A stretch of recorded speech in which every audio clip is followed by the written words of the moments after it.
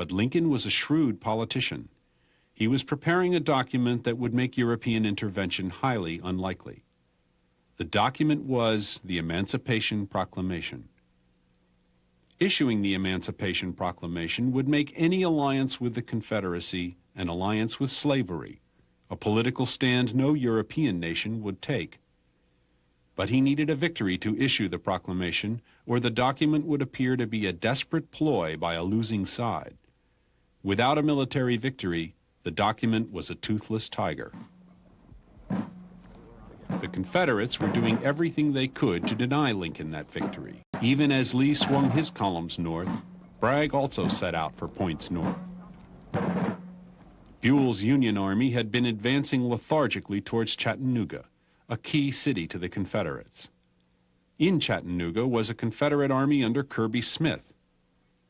Smith did not want to sit in Chattanooga waiting for Buell, and he and Bragg hatched a plan to invade Kentucky. By July 30th, the rebels had moved into that state and captured the town of Lexington, along with 4,000 Federals and 10,000 stands of arms. The mood in Washington was gloomy, with Confederate armies advancing on all fronts and no one apparently able to stop them. Buell was following Bragg slowly, with no obvious plan to catch the Confederates. Command confusion existed on both sides, however, and finally the two armies simply blundered into each other near Perryville, Kentucky on October 8, 1862. The entire Perryville campaign had been characterized by errors, misunderstandings, and chance meetings, and the climax to this saga was no exception. Smith and Bragg were not cooperating well, and Buell's troops were almost as disorganized. Both armies were split into unequal groups, and neither managed to consolidate against the other.